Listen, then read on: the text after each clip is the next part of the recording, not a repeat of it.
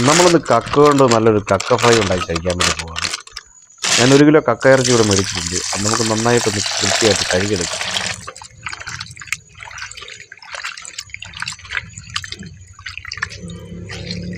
ഇതിന് നിറയെ ചുണ്ണാമ്പ് വെള്ളമാണ്. ഞാനൊരു 3-4 പ്രാവശ്യം ഇവിടെ കഴുകിയിട്ടുണ്ട്.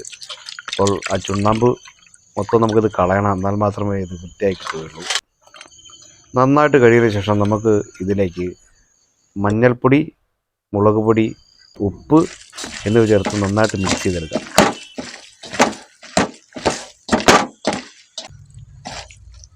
അതിനുശേഷം കുറച്ച് പാം ഓയിൽ ഒഴിച്ചു കൊടുക്കാം.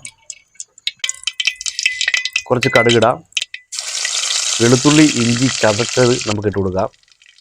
കുറച്ച് മുളക് പൊടി, മല്ലിപ്പൊടി, മഞ്ഞൾപ്പൊടി ഇവയെല്ലാം ചേർത്ത് ഇളക്കിയതിന് ശേഷം നമ്മൾ ഈ മാറ്റി വെച്ച കക്ക ഇറച്ചി ഇതിലേക്ക് ഇട്ട് കൊടുക്കാം.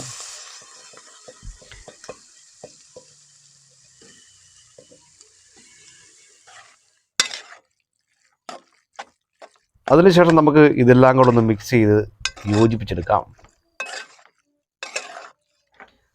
നമുക്കിത് അടച്ചു വെച്ച് ഒരു അരമണിക്കൂറിന് ശേഷമുള്ള കാഴ്ചയാണിത്. ഞാനിത് നന്നായിട്ട് ഡ്രൈ ആക്കി എടുത്തിട്ടുണ്ട്. ഇപ്പം നമ്മുടെ കക്ക ഇറച്ചി ഏകദേശം റെഡി ആയിട്ടുണ്ട്. നമുക്കിനി ഇത് കപ്പയുടെ കൂടെ കഴിക്കാം.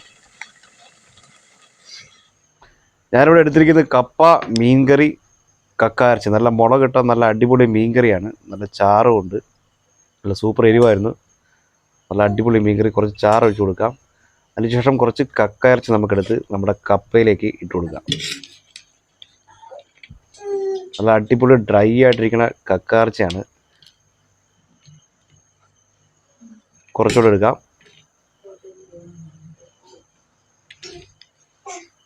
ഇനി നമുക്ക് ടേസ്റ്റ് ചെയ്ത് നോക്കാം.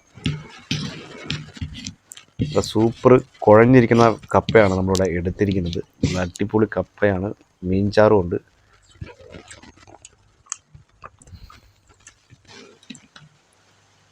ഈ കക്കാർച്ചി കൂട്ടി നമുക്കൊരു പിടി പിടിച്ച് നോക്കാം. കപ്പയും കക്കാർച്ചും കൂടെ മിക്സ് ചെയ്തിട്ട് നമുക്കൊന്ന് കഴിച്ച് നോക്കാം.